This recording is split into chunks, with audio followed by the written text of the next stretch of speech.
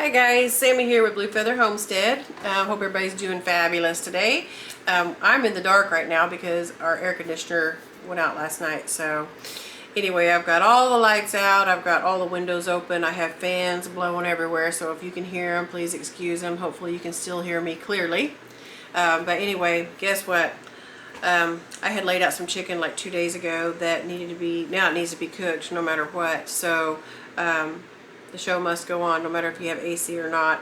So I do have a pressure canner, and that's how I'm going to cook this chicken today. And I thought I'd bring you along with me. It's barbecue chicken, and like I said, you cook it in an Instant Pot. It's not going to be, you know, like the soggy, soupy kind of chicken. It's going to be, it'll actually even have like kind of a thin layer of crust on the outside. It is super delicious. It's super easy prep to get it ready to go. And you know, if you have a pressure canner like I do, what a blessing, man. I mean, you just throw it in there, turn it on, and let it go, and it turns out delicious. So anyway, stay tuned, and we'll get started on some barbecue chicken. So the very first thing I'm going to do is put some water in my Instant Pot. I have an 8-quart Instant Pot, and the minimum amount of water that you can use is what you want to do with this chicken, okay? So the minimum amount of water due for my pressure canner is 2 cups, okay? I think the 6-quart, if you have that kind, the minimum is 1.5 cups of water. That's the minimum. And of course, you're going to have to put water in there, because if you don't, it'll burn up the bottom of your canner. It'll burn up, okay? So you have to have water in here to pressure can it. Next step is you're going to pick out whatever kind of rub you want to put on your chicken. These are all bone in. Looks like we've got thigh and legs, okay? Now I'm going to put this barbecue, let's see, what is it? Hasty Bake Rub and Spice. You use whatever you want on here, okay? You can make up your own dry rub that you want, but you want it to be a dry rub, okay? We're not going to put any liquid on here or anything like that. We're just going to put this all over. And I'm going to turn them over and do the other side too. I want it all over.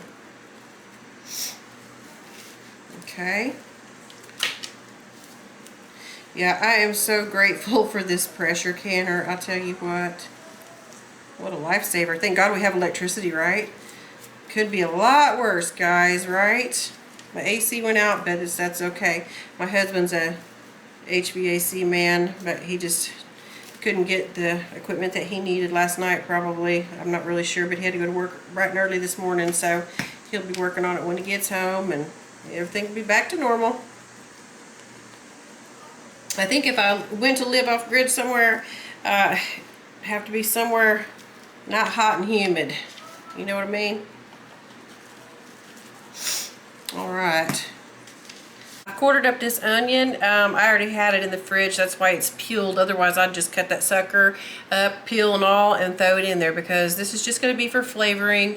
And actually, it's probably going to be a really good broth down at the bottom. But I wanted to show you. I have the grate down in here. Okay, I've got the water that I put the grate there. And then I'm just going to dump this in. And I'm going to put it around. Hopefully you can see what I'm doing here. Okay, and then I'm just going to kind of spread that around. So now I'm just going to carefully place the chicken down here on the grate, grill, whatever you call this insert. We're just going to place them on there best as we can. I'm going to try to fit 3 down here at the bottom. I'm going to try to fit 3 down in here. 3 big ones. And then I have 2 more. It's a family of 6 here, so we eat quite a bit at supper time. If not, we can have leftovers. But I'm just going to stack the other ones on top of that layer that I've got down at the bottom. Hey, chicken is pretty inexpensive. You know what? I'm telling you right now, grocery prices are getting so high. I mean, have you been to the store lately? It's just amazing to me. And I'm sure it's because of everything that's going on. The chicken wasn't too bad if you don't raise your own chickens and you have to go to the store to get your chicken meat. You can get organic if they have it there. I don't even think that our store has it here in our town, but I just bought one of them big old bags of chicken, and it was like $5, I think. and there's still more in the freezer. That might be something good for you to stock up and put in your freezer for hard times. I'm going to sprinkle a little bit. Looks like I got just a little bit of this rub left here on a pan, and so I'm going to sprinkle that on top. Sorry, I get sidetracked. Mom and me were talking about hoarding, hoarding, prepping, whatever you want to call it. And she said, I don't know what my deal is with how much food I keep on hand for just one person here. But you know what? It's not necessarily hoarding. I don't think we should call it hoarding. My grandparents went hungry when they were young. I'm sure like a whole bunch of grandparents did, you know, back in the day. And she says that her parents just installed it in her head that, you know, put it back, you might need it later. When it comes to food, if it's on sale, you get it. You buy one thing at a time extra when you go to the store. You know, so anyway, they did it, and she does it, and now I do it. So I've always been kind of a prepper, but I'm telling you right now, for times right now, I sure am praying and hoping that you guys are putting stuff back for your pantry. You know, just like I said before, make a list of things that you might not be able to, you know, live without for a month or two or however long. You know, you never know what's going to happen. Alright, so I'm going to go ahead and put my lid on here. I've got it on. Going to twist it. Ding-a-ling-a-ling. That means it's on, ready to go. This back here needs to be on. This is vent, and then that's closed. It needs to be closed. It's really flimsy feeling, but it'll work, okay? This will raise up when it starts to pressure cook, okay? Okay, so you're going to want to cook this meat, this chicken, at 8 minutes per pound, and I have probably about 7 pounds of meat, maybe even that. Anyway, so I'm going to go ahead and cook mine for an hour, okay? What you're going to do is just hit your pressure cook button if you have a pot like I do, and this is an 8-quart. Then it's already on high pressure. It's already set to an hour because I already did that. Now, I've done that. It automatically turns on, okay? I put pressure can, set it on an hour, and now it's ready to go. Just wanted to show you something real quick here. The vent is closed. This button, when it pops up, that means that it is starting to pressure cook your meal, okay? When that thing pops up, come around here to the front and you'll see that my timer's gone down, okay? As soon as that pops up, that's when this thing will beep and it'll start counting down your time. So I'm at 46 right now. It's been going, you know, for just a little bit, so we'll come back to it when it beeps. Alright, so I've already left and went to town and picked up the kids from school, and now I'm back. So this has been on, it's been done with the pressure cooking, and it's been sitting here on low for 15 minutes. I'm going to go ahead and hit cancel. Now it's off.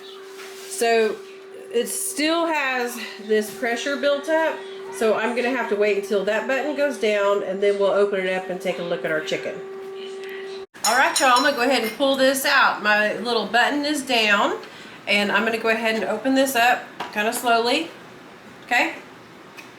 It's open, nothing came out, so the pressure is released, okay? Let's go ahead and open it up. It's going to be smoky. Alright. Ooh, there's some beautiful broth in there. Woo! Alright, y'all, look at that. Doesn't that look delicious? I pulled it out and set it on my pan, and it just looks so tender and juicy. It just looks fantastic. I'm going to plate it up and we'll give it a taste test. So not only do you get some fantastic chicken, look at this broth. Look at this golden broth down here. That is liquid gold, people. That right there, you can use that for soup starters. You can just drink it straight like that. You can make gravy out of it, you know. I'm not sure exactly what I'm going to do with it yet, but it just looks fantastic. Here it is, y'all. Does that look delish or what? I tasted it off camera. It melts in your mouth. It is so good, so good.